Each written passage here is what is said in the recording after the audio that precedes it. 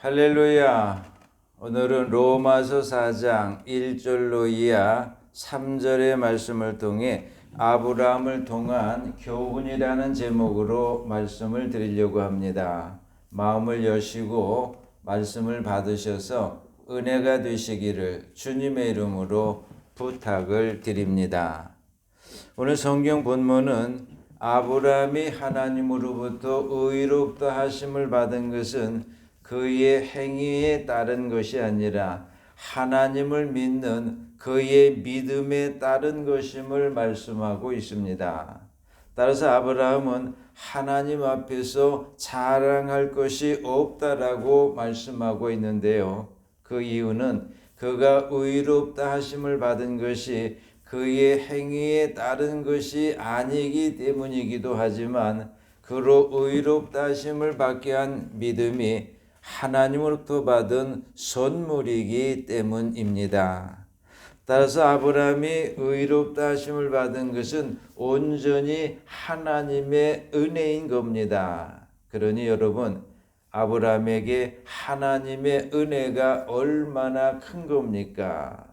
한편 오늘날 우리로 예수 그리스도 안에서 의롭다 하심을 받게 한 믿음 역시도 하나님께서 우리에게 선물로 주신 것이니 우리에게도 하나님의 은혜가 얼마나 큰 겁니까?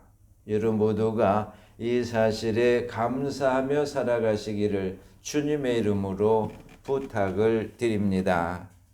이제는 본격적으로 아브라함을 살피므로 그를 통한 교훈을 얻으려고 합니다. 이를 위해서 오늘 성경 본문의 내용보다도 그 범위를 훨씬 넓혀서 살펴보려고 합니다.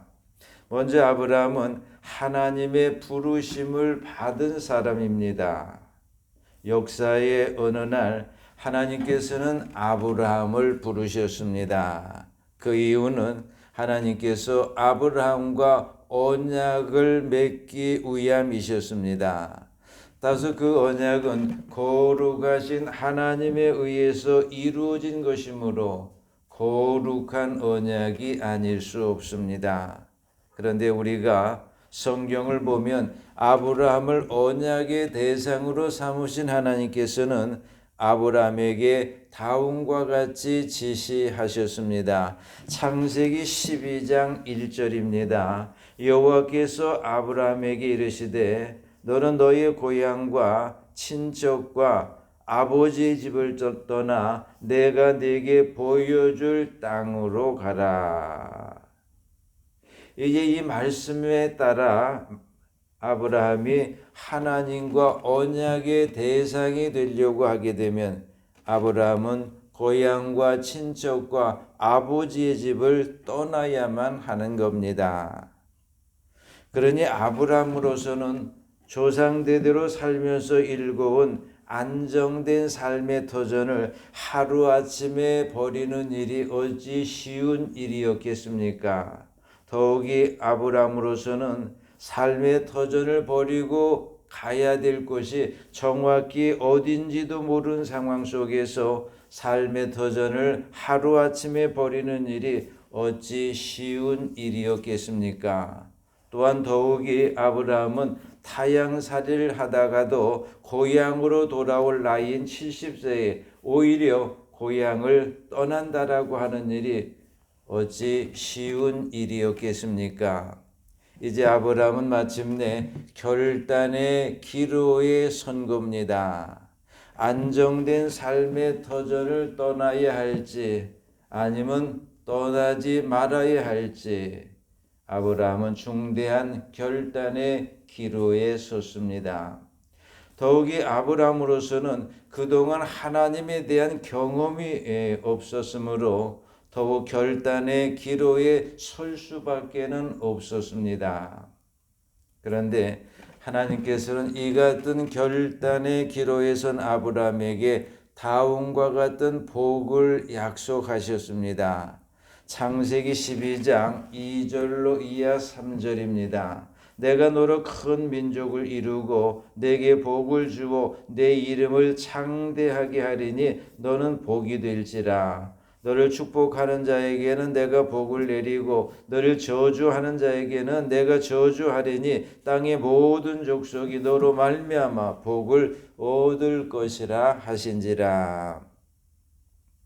이 말씀에서 보면 하나님께서는 아브라함에게 약속하신 첫 번째 복은 큰 민족을 이루어 주신다라고 하는 겁니다. 두 번째 복은 아브라함의 이름을 창대하게 해 주신다라고 하는 겁니다. 세 번째 복은 아브라함이 복이 되게 하신다라고 하는 겁니다. 따라서 아브라함을 축복하는 자에게는 하나님께서도 복을 내리시고 아브라함을 저주하는 자에게는 하나님께서 저주를 내리신다라고 합니다. 그러니 이 또한 얼마나 큰 복인 겁니까?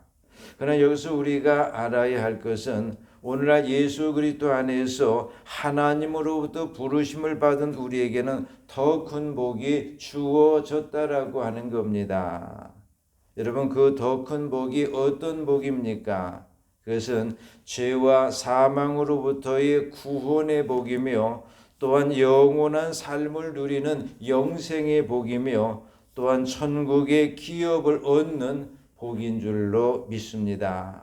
여러분 모두가 이 사실에 감사하실 뿐만이 아니라 이 사실에 힘을 얻으셔서 이 세상을 넉넉히 이겨나가게 되시기를 주님의 이름으로 축원해 드립니다. 축원합니다. 다음으로 아브라함은 결단의 사람이었습니다. 여러분, 아브라함이 결단의 사람인 것을 어떻게 알 수 있습니까? 그것은 그가 안정된 삶의 터전을 떠났기 때문입니다. 그렇다면 여러분, 하나님께서 아브라함으로 하여금 안정된 삶의 터전을 떠나라고 하신 이유가 무엇이었을까요?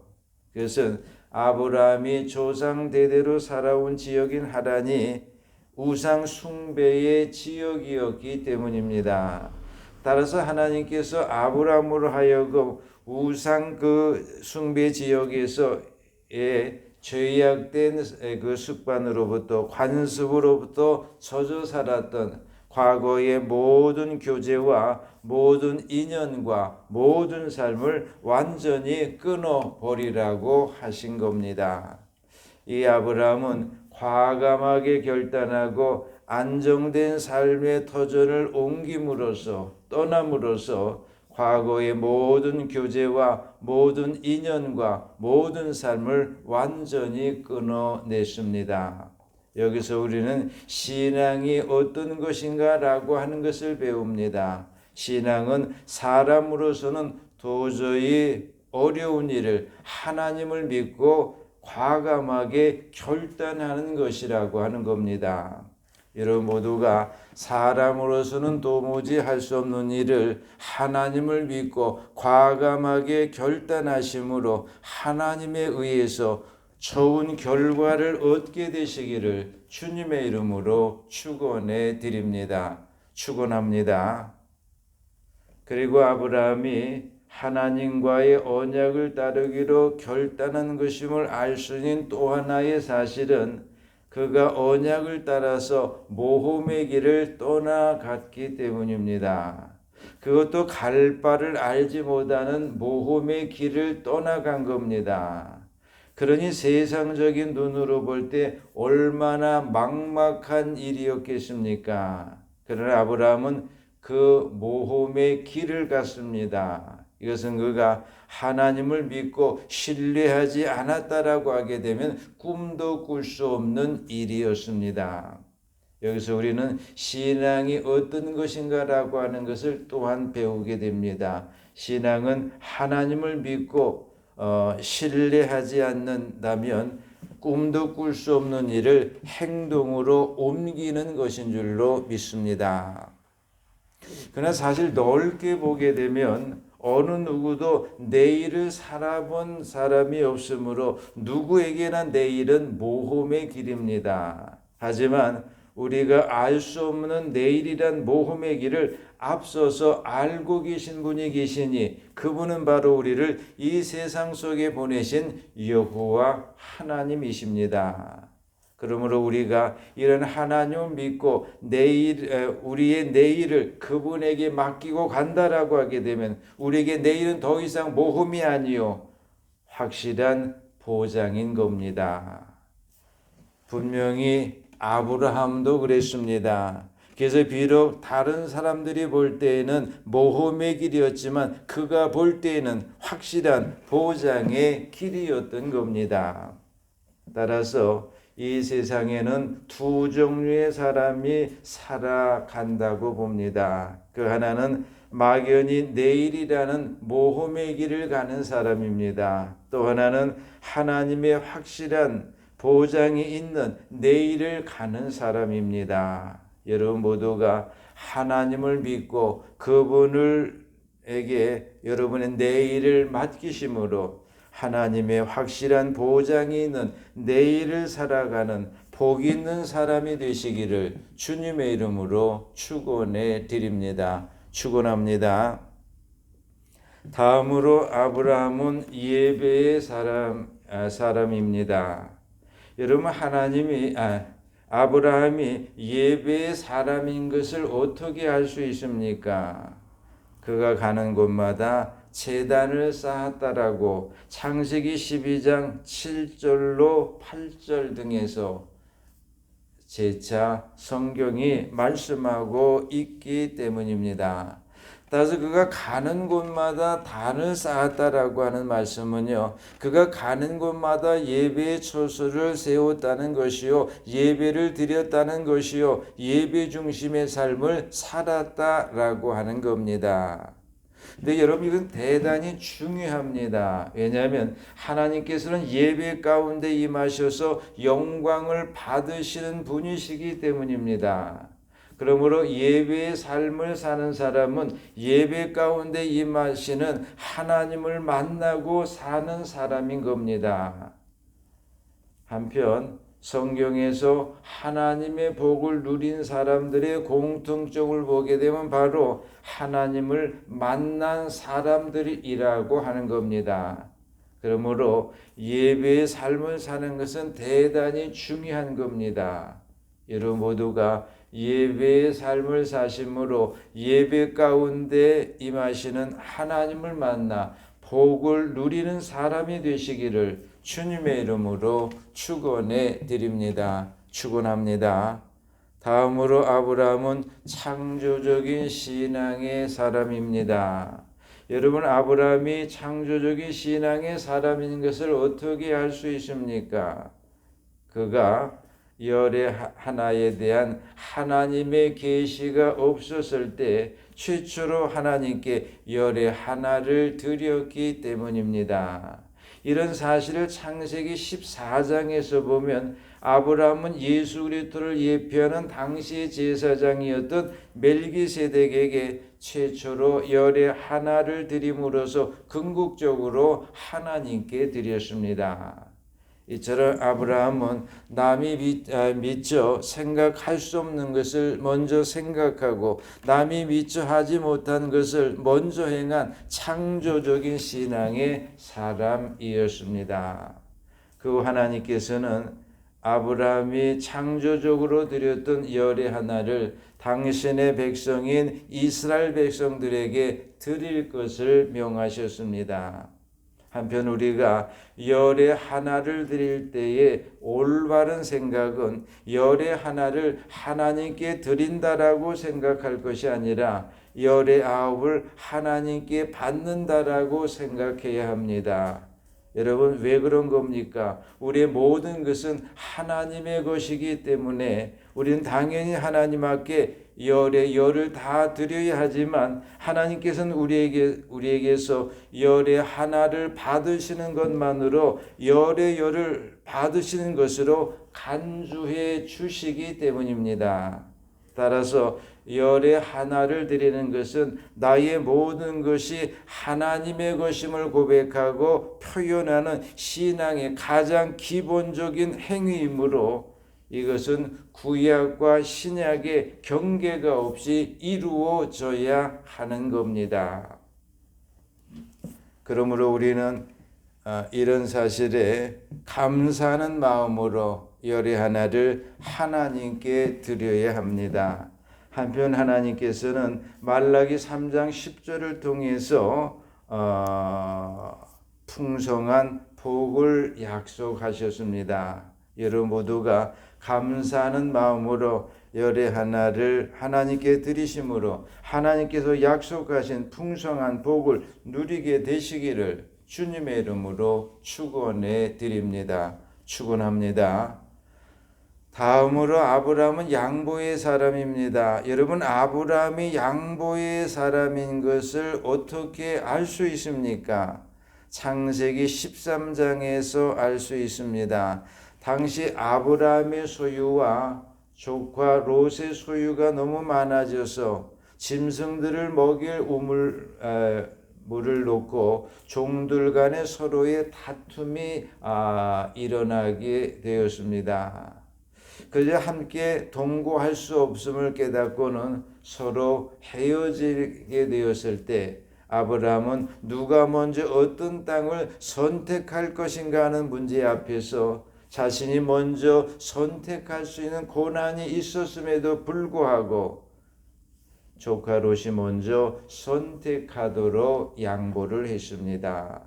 그로 인해서 롯은 비옥한 땅을 차지하게 되었고 아브라함은 좋지 못한 땅을 차지할 수밖에 없었습니다. 하지만 아브라함은 그 결과에 대해서 조금도 불평하지 않았습니다. 왜냐하면 그는 땅을 선택하지 아니하고 하나님을 선택했기 때문입니다. 그리고 그가 하나님을 선택했을 때 하나님께서는 그에게 나타나셔서 다음과 같이 말씀하셨습니다. 창세기 13장 14절로 이하 15절입니다. 너는 눈을 들어 너 있는 곳에서 북쪽과 남쪽 그리고 동쪽과 서쪽을 바라보라. 보이는 땅을 내가 너와 네 자손에게 주리니 영원히 이르리라. 여러분 이 말씀이 주는 교훈이 뭡니까? 아브라함의 선택은 참으로 탁월했다라고 하는 겁니다. 그 증거로 얼마 후 조카 롯이 선택한 땅은 불바다가 되어서 멸망의 땅이 되어버리고 말았습니다. 반면에 아브라함이 바라보았던 모든 땅들은 기름진 축복의 땅으로 바뀌게 되었습니다. 이런 사실이 우리에게 무엇을 깨닫게 합니까? 신앙은 하나님을 선택하는 것이라고 하는 겁니다. 여러분 모두가 어떤 경우, 어떤 형편, 어떤 처지, 어떤 환경 속에서도 하나님을 선택하심으로 쪽박이 대박으로 바뀌시기를 주님의 이름으로 축원해 드립니다. 축원합니다. 다음으로 아브라함은 순종의 사람입니다. 무엇보다도 아브라함은 죽을 때까지 순종한 사람입니다. 그 증거로 그는 안정된 삶의 터전을 떠난 이후 죽을 때까지 철저하게 나그네로 살았습니다. 그 이유가 뭐였을까요? 그는 자신이 돌아갈 본향이 이 땅에는 없고 하늘에 있음을 믿고 확신했기 때문입니다. 따라서 오늘날도 돌아갈 본향이 이 땅에는 없고 하늘에 있음을 믿고 확신한다면 우리도 이 땅에서 철저하게 나그네로 살아야 합니다. 그럼 우리가 이 땅에서 어떻게 사는 것이 철저하게 나그네로 사는 걸까요? 그 하나는 이 땅에 미련을 두지 말고 사는 겁니다. 또 하나는 이 땅에서 얻은 것을 자랑거리로 삼고 살지 말아야 됩니다. 또 하나는 이 땅에서 지나친 욕심을 버리고 살아야 합니다. 또 하나는 이 땅에서 사람들보다 하나님에게 인정을 받고 살아야 합니다. 또 하나는 언젠가는 이 땅에서 떠난다는 사실을 깨닫고 살아야 됩니다. 또 하나는 돌아갈 본향에 투자하며 살아야 합니다. 그리고 우리가 이상과 같이 이 땅에서 철저하게 나그네로 살면 우리에게는 돌아갈 본향에 큰 상급이 예비되어져 있는 줄로 믿습니다. 여러분 모두가 이 땅에서 철저한 나그네로 사심으로 돌아갈 본향에서 큰 상급을 받게 되시기를 주님의 이름으로 축원해 드립니다. 축원합니다. 또한 무엇보다도 아브라함은 독자를 죽이기까지 순종한 사람입니다. 하나님께서는 어느 날 밤 아브라함에게 나타나셔서 아브라함이 백세에 얻은 독자 이삭을 불에 태워서 번제로 드리라고 하셨습니다. 그래서 아브라함은 아침에 일찍 일어나서 이삭을 데리고 그리고는 번제로 그를 드리려고 산으로 올라가서 이삭을 결박하고는 이제 칼을 뽑아서 그를 죽이려고 합니다. 바로 그때 하나님께서는 아브라함을 저지하셨고 대신 숯불에 걸린 양을 주시면서 그 양을 이삭을 대신해서 드리도록 했습니다. 이 사건은 하나님께서 아브라함의 순종 여부를 시험했던 것이고 아브라함은 그 시험에서 당당하게 합격을 했던 겁니다. 그 아브라함은 시험이 있었던 땅의 이름을 여호와 이레로 불렀으니 이는 하나님께서 준비하신다라고 하는 뜻입니다. 이처럼 하나님께서는 우리를 위해서 준비해 주시는 분이십니다. 여러분, 당시 아브라함이 시험에서 당당하게 합격할 수 있었던 비결이 무엇이었을까요? 그 하나는 큰 민족을 이루신다라고 하시는 하나님의 언약을 믿었기 때문입니다. 따라서 아브라함은 비록 자신이 이삭을 죽일지라도 하나님께서는 그 언약을 이루시기 위해 그 이삭을 다시 살려내실 것임을 믿었던 겁니다. 또 하나의 비결은 시험에서 당당하게 합격할 수 있었던 비결은 아브라함은 이삭보다도 하나님을 더 사랑했기 때문입니다. 또 하나 합격할 수 있었던 비결은 아브라함은 이삭이 자신의 자녀 이전에 하나님의 자녀임을 알았기 때문입니다. 여러분 모두가 순종의 사람이 되심으로 준비하시는 하나님께서 여러분의 앞날을 준비해 주심으로 여러분의 앞날이 활짝 열려지시기를 주님의 이름으로 축원해 드립니다. 축원합니다.